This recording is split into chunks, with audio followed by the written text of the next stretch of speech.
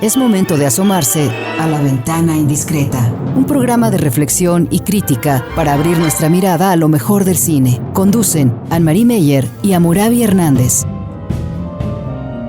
La Ventana Indiscreta. Iniciamos.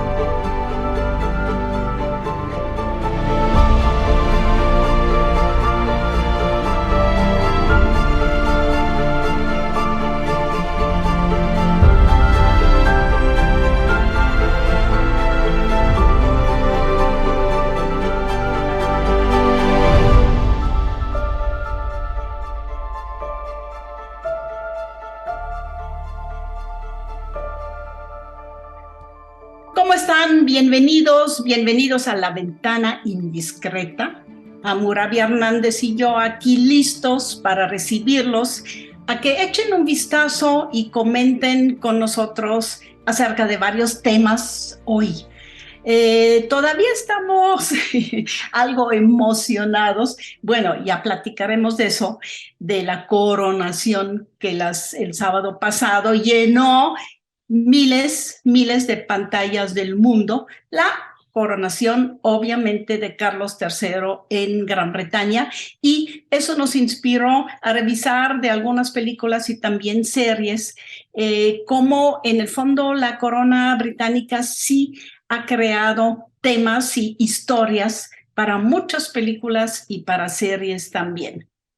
También queremos platicar de algo que nos cayó un poquitito de sorpresa a las pantallas de la ciudad, que es una película hecha en animación por Carlos Hagerman y Jorge Villalobos, que platicaremos de ellas porque es acerca de, pues no diría yo migración, sino esa situación entre Estados Unidos y México que crea muchas historias de deportaciones, de falta de identidad, de búsqueda de familias desunidas, y ese va a ser lo que nos mueve el segundo bloque.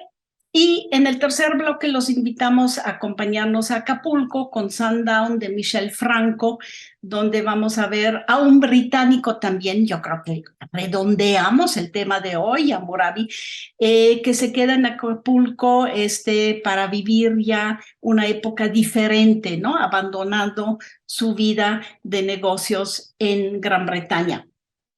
Vayamos entonces, no con la coronación del sábado, eso fue un espectáculo televisivo en todo el mundo, y a mí personalmente me recordó, obvio, cuando pude ver con mi madre, yo todavía una niñita de unos, no sé, 9, 10 o 12 años por ahí, la coronación de Isabel, y obviamente fue importante ver los pocos cambios que se dieron en 70 años en cuanto al ritual, a esa gran obra litúrgica, estatal, religiosa también, de la coronación de un nuevo rey en Gran Bretaña.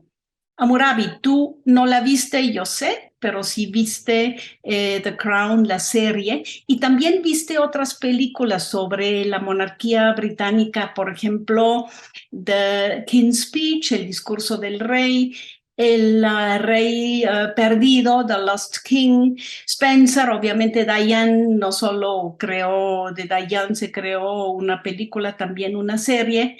¿Cómo ves la corona británica como nutriente, alimentadora de muchas películas y muchas series? como alimentadora de mitos, ¿no? Finalmente, yo pensaría que la monarquía ya se convirtió en un mito más que en un sistema político, cosas por el estilo. Es una narrativa que permite darle sentido a la historia de Inglaterra, tal vez no el presente, pero sí su pasado y su historia y, y digamos, su orgullo, ¿no? Como país y como alguna vez fue un imperio, ¿no? Entonces, eso la monarquía yo creo que lo que hace es unir eh, eh, su futuro, su presente y su pasado en términos de narrativas y de mitos.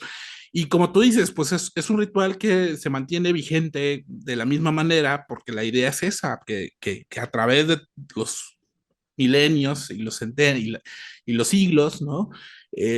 Pueda ser una institución que permanezca indómita, ¿no? Ante el paso del tiempo. Y yo creo que, por ejemplo, una serie como de The Crown, que es una serie que a mí me gusta mucho, a pesar que no soy muy fan de la monarquía, pero la serie me gusta mucho, eh, repite constantemente, ¿no? Esta idea de que el propósito de la monarquía es ser idéntico, permanecer incólume ante el paso del tiempo.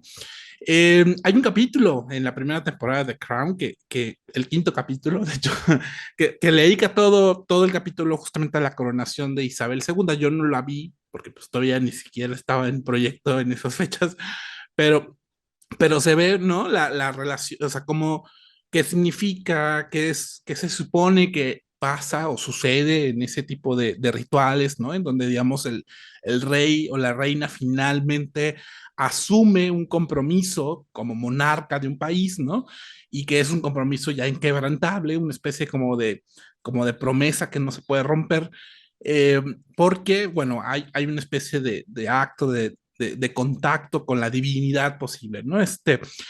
Y toda esa explicación se ve en la serie, me gusta cómo eso es un dilema personal para la reina como persona y como reina, ¿no? Esos dilemas en donde quién está hablando Isabel, la persona, o está hablando Isabel, la reina, es un dilema que constantemente está en la serie, se enfrentan, ¿no? Porque finalmente son rituales pues mucha gente hoy en día critica por anticuados o por justamente fuera de nuestro tiempo y de nuestro momento, pero pues bueno, son narrativas que ellos mantienen.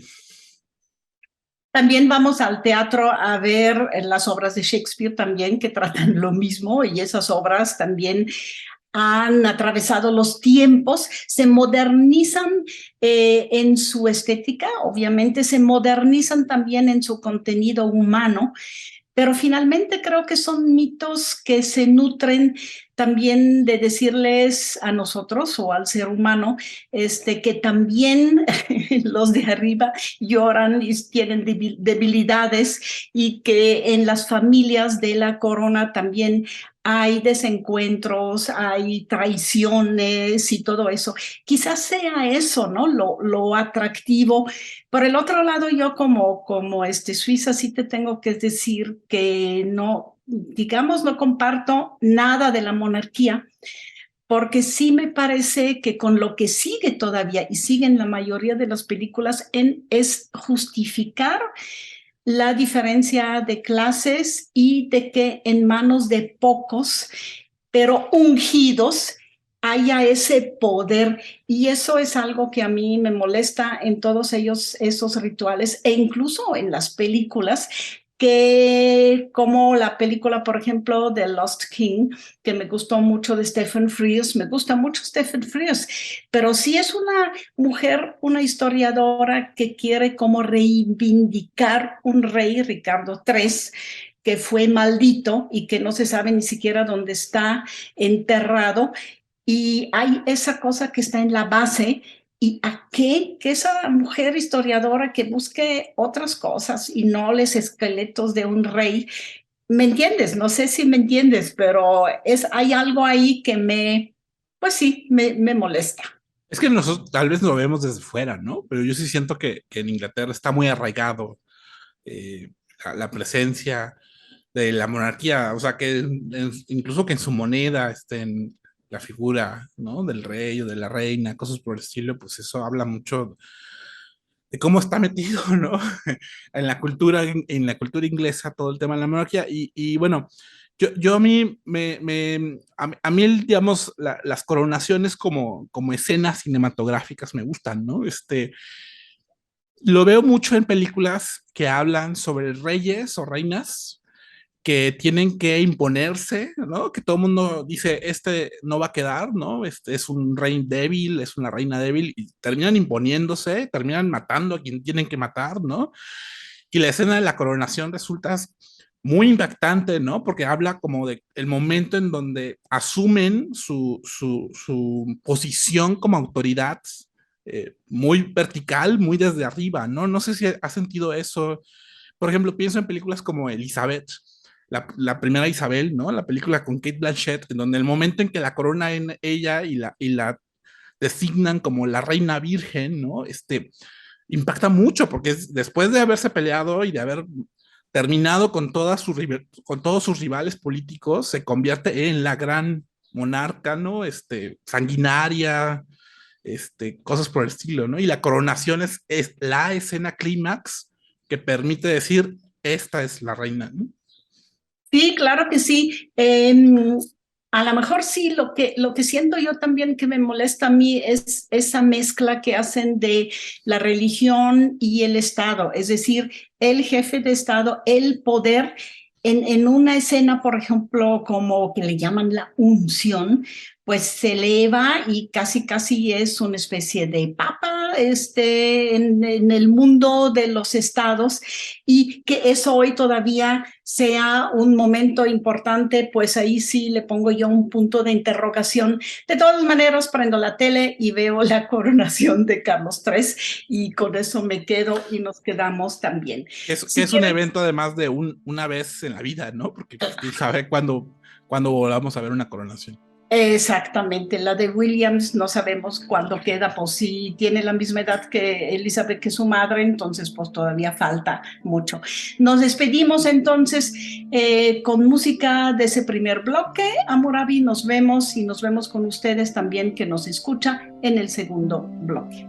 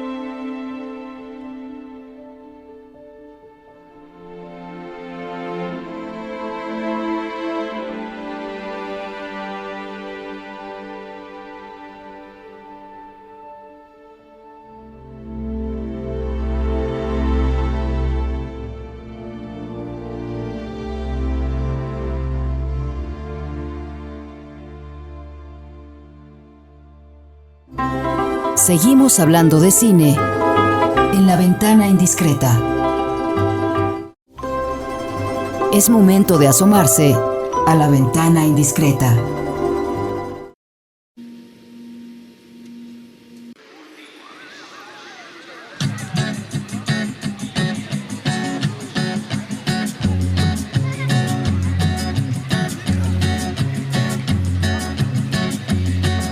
Solo voy con mi pena, sola va mi condena. Correré mi destino para burlar la ley, perdido en el corazón de la grande Babilón. Me dicen el clandestino por no llevar papel.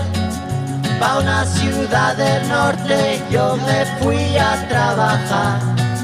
Mi vida la dejé entre Ceuta y Gibraltar, soy una raya en el mar, fantasma en la ciudad.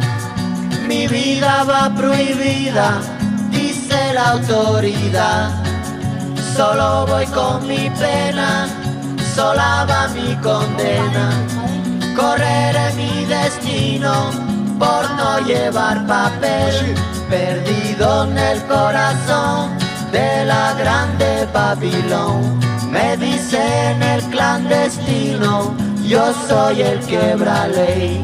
Mano negra clandestina, peruano clandestino, africano clandestino, marihuana ilegal. Estamos de vuelta y estamos de vuelta con Manu Chao, clandestino, para meternos de pleno, hacer una, digamos, brincar a un segundo tema muy diferente y muy contrastante con el primer tema que llevábamos sobre las coronaciones y los reyes de Gran Bretaña. Ahora estamos en ese espacio difícil entre Estados Unidos y México, donde convive mucha gente y hay mucho tráfico de un lado a otro y hay muchas frustraciones y vidas separadas, abandonadas, vidas también con un activismo quizás en pro de crear una franja fronteriza más llevable, más amistosa, y no esas continuas tragedias que escuchamos y vemos de ese difícil paso entre Estados Unidos y México y Estados Unidos de los dos lados. La película de la que queremos platicar con ustedes es interesante, lleva el título más bien en inglés, Home is Somewhere Else. El hogar es en algún lado de otro lado, y ahorita Murabi también nos dirá cómo empieza la película. En español le ponen mi casa, creo que le ponen mi casa, está en otra parte. Sí. Tú viste en los créditos que ahí juegan incluso con el título, Murabi. Sí, bueno, en los créditos al inicio, cuando se ve el título de la película, juegan con las palabras y las sílabas que aparecen en Home is Somewhere Else. Una de ellas me gustó, o fue la que recordé bien, que es la de Home. Home is me, coma, where else. O sea, como el hogar está en mí, ¿en dónde más estaría, no? O en dónde más. Que creo que es esa idea de triadas y esa idea de juego de palabras y esa idea del español, el inglés moviéndose para alzar la voz, digamos, creo que está muy presente en la película, ¿no? En tres historias de familias, de personas que viven la situación de ser migrantes indocumentados en Estados Unidos, mexicanos en Estados Unidos indocumentados, y que esa condición les impide vivir plenamente. ¿Por qué? Porque viven pues con la preocupación de que pueden ser deportados, ¿no? Ya sea por simplemente una detención arbitraria de la policía, que eso lleva justamente a la deportación de manera casi automática, o por un tema de incapacidad de poder de hablar, ¿no? O sea, de manifestarte públicamente a favor de tu derecho y de tu dignidad y de tu derecho, ahí lo llaman, de tu derecho a la felicidad, ¿no? De tu derecho a poder desarrollarte plenamente en un país, porque pues esa situación te limita constantemente, ¿no? Y yo creo que es interesante en las tres historias, una de una niña activista, ¿no?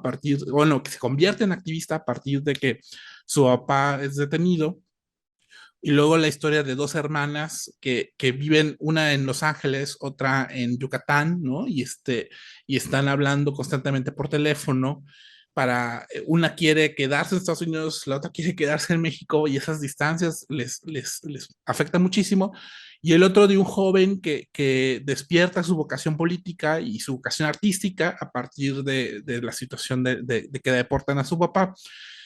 Y son historias muy sencillas, muy fáciles de de moverse en ellas. Eso yo aprecio mucho en documentales como el de Carlos Hagerman. Me parece que se nota que más que querer la experimentación creativa o artística como tal, ¿no? Creo que lo que hace es llevar con mucha claridad y con mucha emoción este tipo de relatos que son documentales, pues, o sea, sus testimonios, los testimonios de los personajes son documentales, son reales, por decirlo de una manera, pero la explicación, lo que vemos en pantalla es a través de la animación, ¿no? Es una animación que me parece que permite imaginar, fantasear, pensar, reflexionar de una manera mucho más potencial lo que están viviendo estos personajes. Justo esa aparente contradicción, podríamos decir, entre lo documental y lo animado que lo crea todo, desde los personajes hasta los colores, hasta los movimientos, hasta todo, es de lo que se nutre, ¿no? La película. Es interesante porque Hagerman lo conocemos como temas documentales muy mexicanos, muy especiales, muy sociales. Él es egresado de la Ibero, hizo un primer film, El Contrabajo, una adaptación de Süskind. Después con Juan Carlos Rulfo hizo Los que se quedan, que también es la migración, pero de veras los que de ese lado se quedan y tienen a su familia del otro lado. Vuelve a la vida, que es el Acapulco de los años 50, tan lleno de divas y divos, pero también con personajes que del otro lado que se quedaron aquí o de México se van al otro lado. Y luego una que hizo sobre sus padres, El patio de mi casa, que tiene que ver, yo creo que también con una especie de migración interna, porque son padres que se dedican mucho a trabajar con comunidades del sur de México, pero viven en la Ciudad de México, que también estamos viendo, ¿no?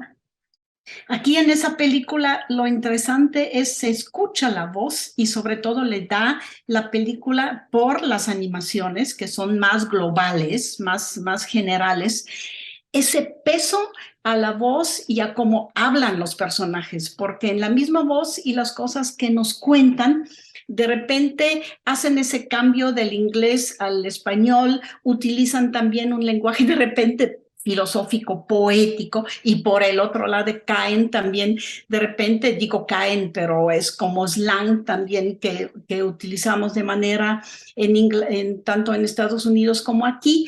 Y ese mismo lenguaje y las voces nos dicen también cómo tienen unas identidades multiculturales y en el fondo están en un lado, pero están pensando en el otro y están en el otro lado y también quisieran como vivir en ese, y que son niños y jóvenes, le da un peso muy especial que también se ve en la manera de las animaciones, que son 3 tipos de animación estética diferente, ¿no? Y me imagino es complicado, ¿no? Hacer un largometraje de animación en México. Claro. Entonces, obviamente, el que haya 3 historias permite que haya 3 estudios de animación distintos, diferentes, cada uno trabajando a su ritmo y de manera independiente. Y eso hace que puedas levantar un proyecto así, ¿no? O sea, cuando tienes muchas manos trabajando en un proyecto, en un largometraje, ¿no? Eh, me gusta porque, por ejemplo, la historia de la niña, que está, Jasmine. Yasmín, que está dibujado como si fueran ilustraciones infantiles, ¿no? Así como muy primitivo todo, ¿no? Muy casi como de rayitas y palitos y colores muy primarios. Eh, y es una niña de 11 años que de pronto se convierte en activista, ¿no? Y va a la Casa Blanca a hablar, a pronunciar un A discurso, ¿no? protestar. Y a protestar. Pero lo que me gusta de la película es que dice, bueno, después de eso, pues los medios querían abordarnos y yo la verdad lo único que quería era ir a jugar a las hojas, ¿no? Y de pronto vemos la escena en donde ella está con otros niños jugando en las hojas del patio de la Casa Blanca. Y esa ternura que hay en los personajes, y esa sensibilidad e imaginación que tienen los personajes, es lo que me gusta de la película, ¿no? No nada más la situación sí, el tema de la migración es muy fuerte, pero el tema político, pues, ¿no? Es muy fuerte. Sino es como encuentra momentos de mucha ternura a partir del relato de los personajes.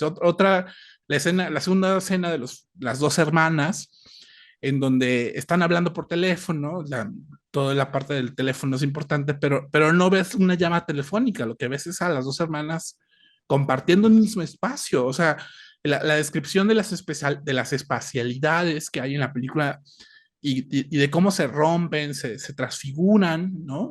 A partir de los elementos de la animación, permite que los personajes, aunque estén en dos países y dos usos horarios distintos, pareciera que están compartiendo un mismo espacio y una misma conversación, ¿no? Y eso hay una escena muy bonita, que a mí me gusta, donde están las dos en la playa, nada más que una está en Los Ángeles, la otra está en Yucatán.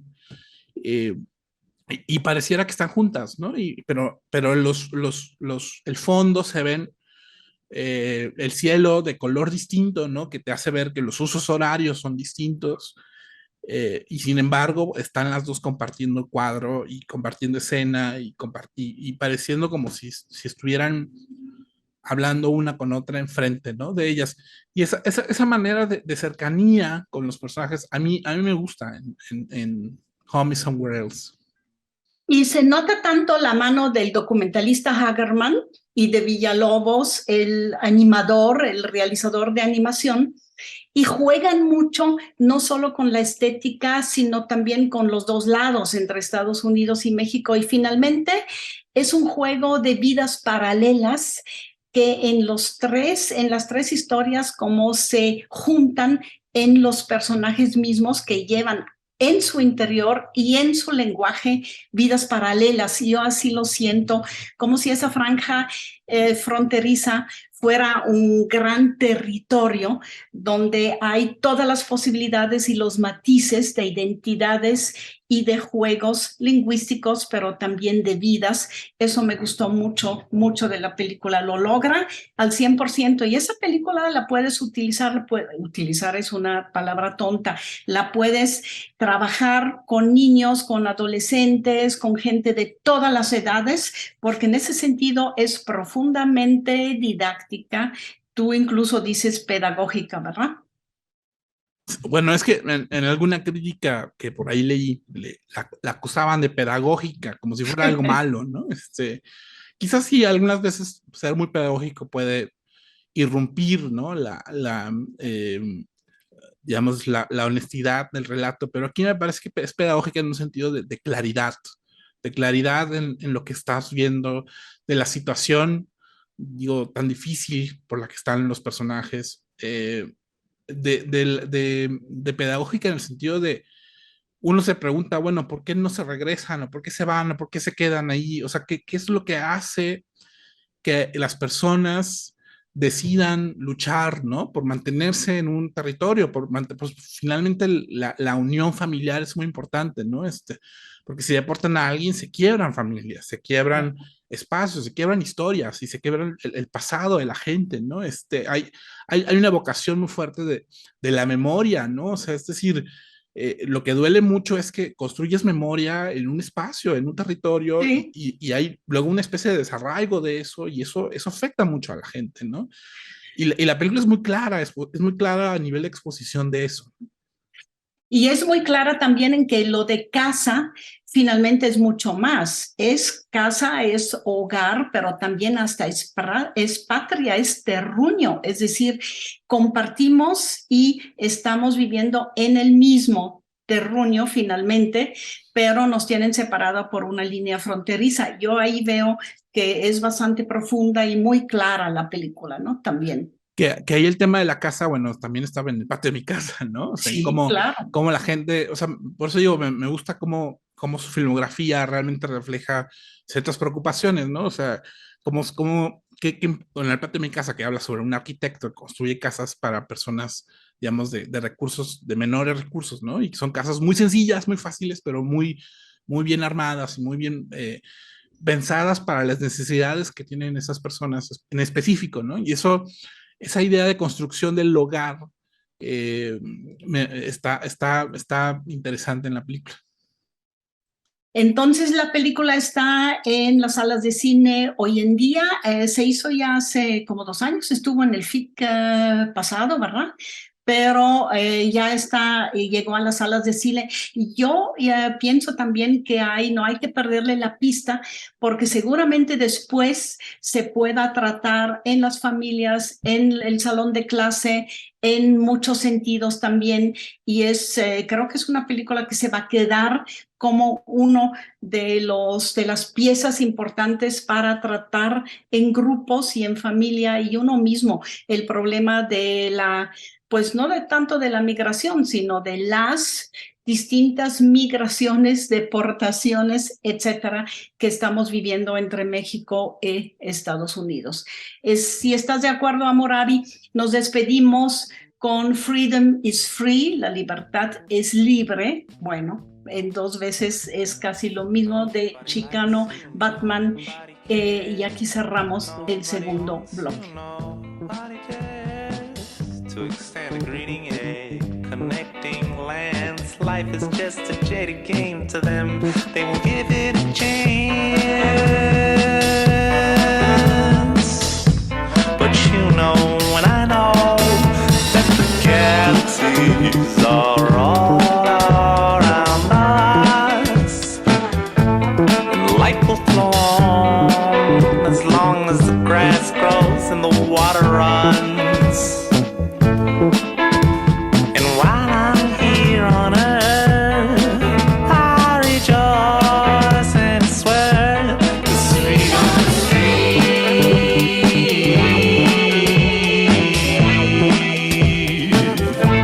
Freedom is free. And you can't take that away from me. You got your guns up on display, but you can't control how I feel, no way. Freedom is free.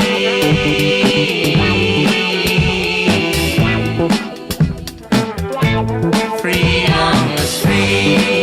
And you can't take that away from nobody.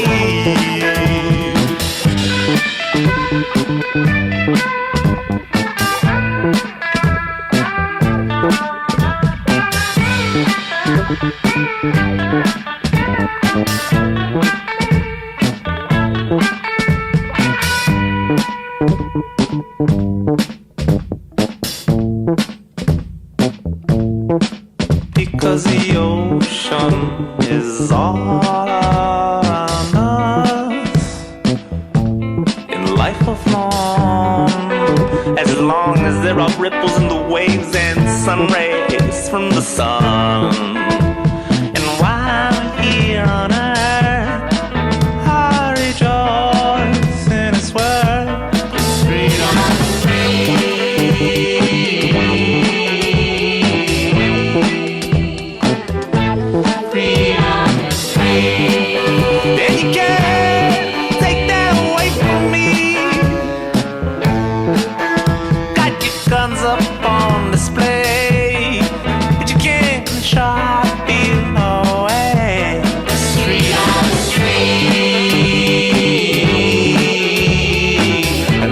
It's always gonna be.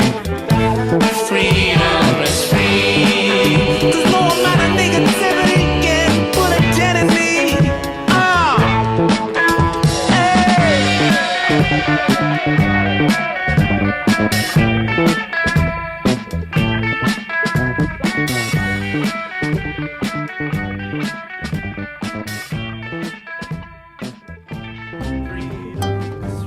La ventana indiscreta.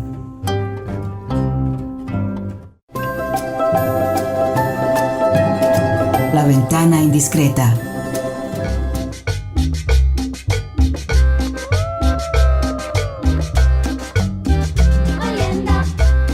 En la isla del Pacífico.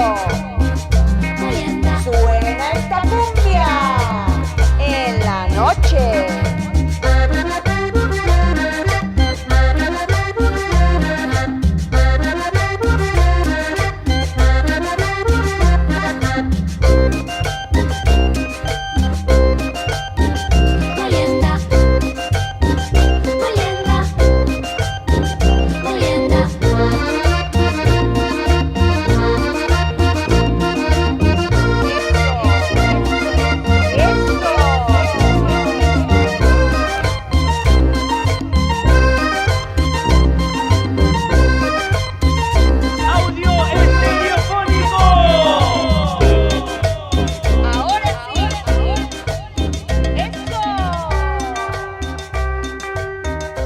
vuelta con Molienda de Malfino, una melodía que escuchamos en la película Sundown, que en español le pusieron aquí de distribución Secreto en Acapulco. Pueden ir a verla porque sí sale Acapulco. Lo de los secretos es un decir, porque Sundown tiene más bien que ver con la puesta del sol, y creo que la puesta del sol es una mejor metáfora para la película que Los secretos, que tiene el título de distribución en México. La película, guión y dirección de Michel Franco, al que conocemos, bueno, lo último que le hemos visto es Nuevo Orden, de hace 2 años. Anteriormente Las hijas de Abril, Chronic y después de Lucía, y una primera, Daniel y Ana, que hizo en el 2009. Él está muy presente en festivales como Venecia y conoce muy bien pues toda digamos, toda la industria fílmica de Estados Unidos, pero también de Gran Bretaña. Y hay muchas películas de él que tienen buenos actores, tienen actores internacionales que le dan un plus, quizás universal, plus internacional a su cine. Sundown, ¿cómo la viste, Hammurabi? Ya estás lleno de nuevas experiencias. Yo la vi hace quizás unos 2 meses y la volví a ver ayer, entonces la tengo fresca, pero también tengo las primeras impresiones que me dio cuando la vi hace unos meses. Impresiones fueron negativas, ¿verdad? Las tuyas. Impresiones digamos, de una película bien armada, bien hecha. Tim Roth, maravilloso, y Gainsbourg también, buenísimos como actores. Un México que vemos en la película y un Acapulco que sí me molestó profundamente, porque me parece que es como tratando de mostrar los típicos clichés que tiene quizás el personaje principal, un británico, que llega y vive ese Acapulco lleno de pobreza, violencia, también cercanía humana quizás de algunos, y también sobre todo una historia de atracción y amor con una jovencita de piel oscura, la típica exótica para un británico que llega a México. Por ahí es lo que me molestó la primera vez que la vi. Luego vemos como tú la viste, Hammurabi, y tengo que agregar un poquitito, una cierta corrección a mi primera impresión. Ok. Yo, Michel Franco, no soy muy fan de su cine. No estoy solo en eso. Eh, Mucha gente lo odia, ¿no? Mucha gente lo critica fuertemente por la visión que tiene de México y la visión que tiene la clase además baja de México, ¿no? Es raro su cine porque para mí creo que son historias sobre personajes que están como en crisis personales y como en crisis que llevan a niveles de violencia muy fuertes. A mí me impactó mucho Las hijas de Abril, por ejemplo, de Michel Franco. No, no en un buen sentido, sino no entendía por qué un personaje que supuestamente es la madre y protectora de un par de adolescentes hace todo lo posible para hacerles la vida imposible, ¿no? Al grado de robarse a su hija, a la nieta, y tomarla como si como este robo, ¿no? De una niña. Una propiedad propia. Y entonces me parecía que en muchas de sus películas, y además en películas que él ha producido, hay como una especie de desconfianza como al cariño y al afecto, ¿no? O sea, hay mucha traición en sus películas. Casi siempre hay películas, personajes que la gente más cercana a ti te terminan traicionando y eso le causa conflicto, problema, escozor. Y luego lo otro es que mucho de su cine tiene un trasfondo social que está ahí como trasfondo, pero no lo aborda desde lo social, ¿no? Por ejemplo, después de Lucía tiene ahí el tema del bullying, pero era su película no es sobre el bullying, ¿no? O está Nuevo Orden, que tiene ahí el tema de las desigualdades sociales y la lucha de clases, pero la película no es sobre eso, son sobre otras cosas. Y yo creo que aquí Sandon también tiene lo mismo. Es un personaje, es un hombre, que es Tim Roth, que además por alguna razón se volvió así una especie de actor compromiso con él, ¿no? A partir de que Musa. es muy chistoso porque se conocieron en Cannes. O sea, cuando después de Lucía ganó el premio de Una cierta mirada en Cannes, Tim Roth era el presidente del jurado y a partir de ahí han colaborado juntos en varias cosas. Eh, y entonces aquí es un hombre que está completamente impávido ante todo lo que le está sucediendo alrededor de él, ¿no? No nada más a nivel personal, o sea, hay una especie de conflicto con su hermana sobre quién se va a quedar con el dinero a partir del fallecimiento de su madre, etcétera, sino que a partir de que su hermana se regresa a Inglaterra, el retrato que hace de Acapulco cambia por completo, ¿no? O sea, las primeras escenas en donde vemos el hotel, esos hoteles como de lujo, ¿no? En Acapulco, ¿no? En donde muy limpio todo, muy tranquilo, muy pacífico todo, y de pronto vemos el Acapulco, digamos, del barrio, ¿no? Entonces, ya el estética, el escenario, los personajes cambian por completo y aún así, a pesar de esas transformaciones como en la imagen, el personaje se sigue manteniendo impávido, ¿no? Porque hay algo en él que no es incapaz ya de vivir, ¿no? Hay una especie de desalojo y de abandono de cualquier intención de seguir viviendo, ¿no?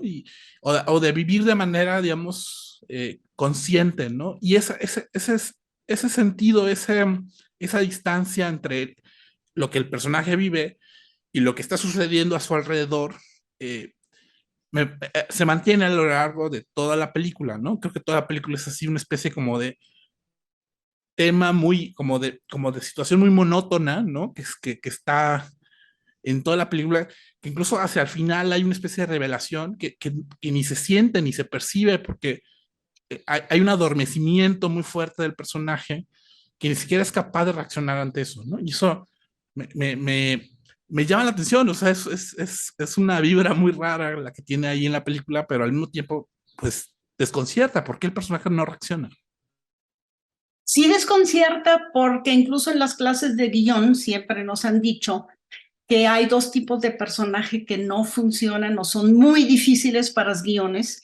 Uno es el cínico y el otro es el que no actúa y no tiene ninguna reacción de nada. Es uno que todo lo contiene, que no sabemos de él absolutamente nada. A lo mejor por ahí viene el título de secreto, el gran secreto de ese hombre en Acapulco, porque no, es un tipo de hombre que actúa poco, deja que actúen los de alrededor y al principio se le ve totalmente feliz, los primeros 15 minutos son Acapulco paradisiaco, hay sol, hay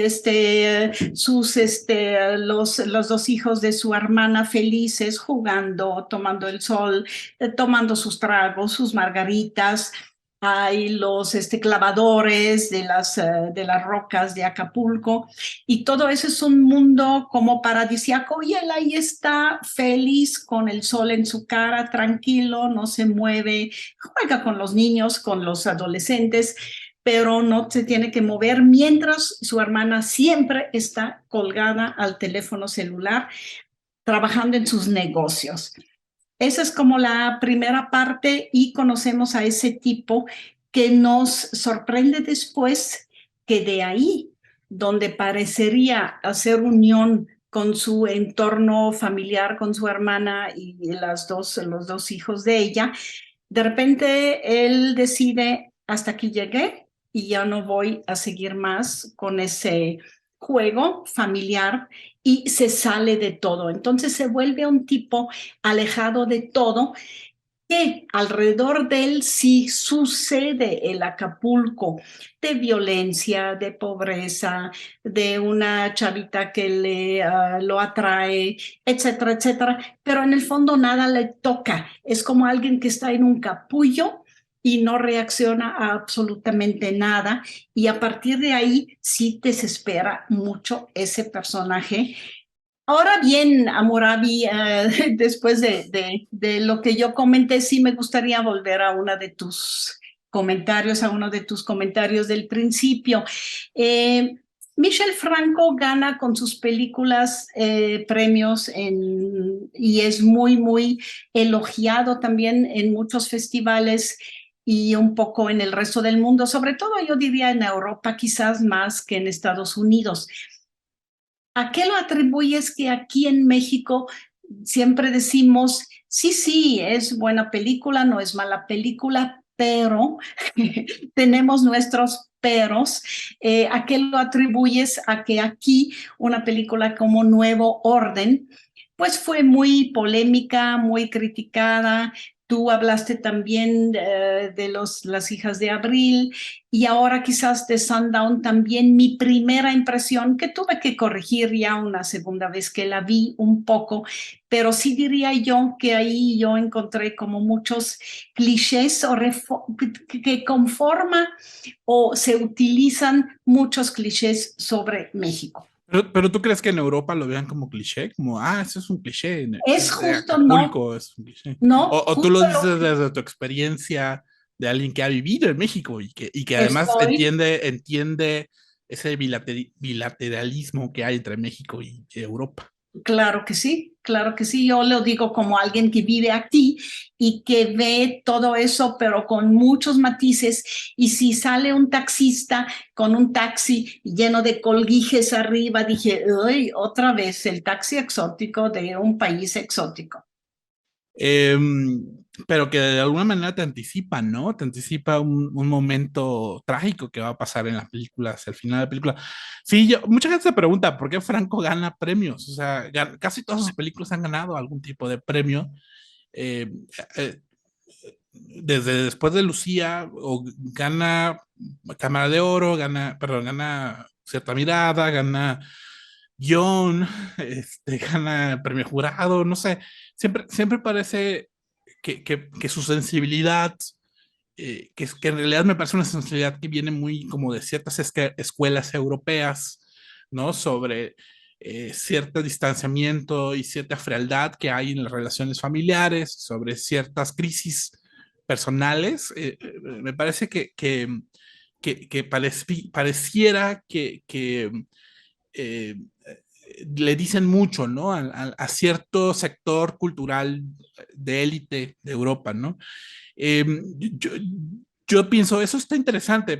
El problema para mí con Franco siempre ha sido que cuando lo liga con la realidad social de México, desde México, esos retratos sociales no me parecen tan claros y quizás desde fuera no les interesa tanto, no lo abordan tanto. Yo no sé qué pasaría si, por ejemplo, Franco hiciera una película en Europa, o sea, en un contexto europeo, con esas preocupaciones y ese estilo muy cuidado, ¿no? De realización, como, sí, la ambigüedad y el problema de los personajes muy hilado de manera muy tenue, ¿no? Digamos, si sus historias estuvieran situadas en un contexto, por ejemplo, más europeo, quizás su cine se interpretaría de otra manera o se entendería mejor, ¿no? Me da un poco esa impresión que si el contexto de las historias fueran otros, quizás habría una mejor interpretación de su cine. Me da la impresión que le estorba un poco la parte social que hay casi siempre en la mayoría de sus películas, porque digamos en México el abordaje de lo social es mucho más, es muy distinto, ¿no? Y creo que eh, pues no sé, quizás estamos especulando, no estamos corriendo a Michel Franco del país, solamente estamos diciendo, pues quizás en otro Sí, contexto sus historias se sí. entenderían mejor. Sí. Yo, la película con la que conecté luego es Chronic, por ejemplo. Ahí sí sentí mucho más acotado, algo muy humano y al derecho de gente que está en problemas de cercana a morirse o problemas muy fuertes de salud. Esa necesidad del calor humano, necesidad de sentir algo de movimiento también corporal, físico, que también quizás hay en Sundown, pero no lo siento tan denso y no me atrapó tanto como en Chronic. Esa es una película que así, a mí sí me gustó. Algo de eso hay en Sundown, pero realmente no me pareció bastante. Y también sí, es cierto, tienes toda la razón, es el lado social, más bien, que sentimos como Machado metido ahí como a fuerza y como que no se integra bien a las historias, que sí son historias humanas muy fuertes y muy importantes, ¿no? También. Hammurabi, aquí nos quedamos entonces con Sundown de Michel Franco. Hablamos también de una película de animación documental de Hagerman y Villalobos. Y al principio nos dimos el gusto también de hablar un poquitito de la coronación. Me despido de ti por hoy y de ustedes que nos están escuchando, y hasta la próxima, que vamos a comentar películas con ustedes. ¿Y qué les parece? Nos despedimos con Sabor a mí.